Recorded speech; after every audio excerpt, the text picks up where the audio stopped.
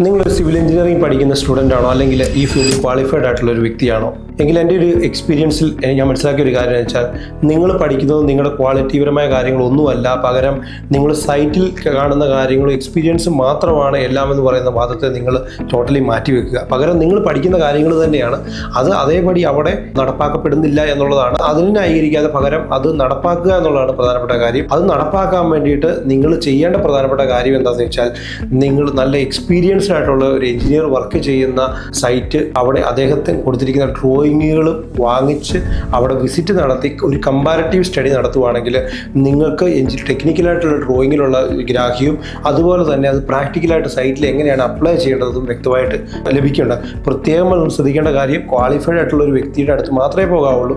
അല്ലാതുള്ള പ്രാക്ടീസുകളുടെ പുറകെ പോയി കഴിഞ്ഞിട്ടുണ്ടെങ്കിൽ നിങ്ങളും ഒരു ഫോൾട്ടി പ്രാക്ടീസിൻ്റെ ആളായി മാറാനുള്ള ചാൻസ് ഭയങ്കര കൂടുതലാണ്. അതുപോലെ തന്നെ നമ്മുടെ സോഫ്റ്റ്വെയർ സ്കില്ലുകൾ, പല രീതിയിലുള്ള സോഫ്റ്റ്വെയറുകൾ ഇന്ന് നമ്മുടെ ഈ ഫീൽഡിൽ യൂസ് ചെയ്യുന്നുണ്ട്. ഓട്ടോക്യാഡ് യൂസ് ചെയ്യുന്നുണ്ട്, 3ds Max യൂസ് ചെയ്യുന്നുണ്ട്, ലൂമിയോൺ യൂസ് ചെയ്യുന്നുണ്ട്, അതുപോലെ തന്നെ AI വഴി വർക്ക് ചെയ്യുന്ന പല സോഫ്റ്റ്വെയറുകളുണ്ട്, പുതിയ മോഡേൺ സോഫ്റ്റ്വെയറുകൾ.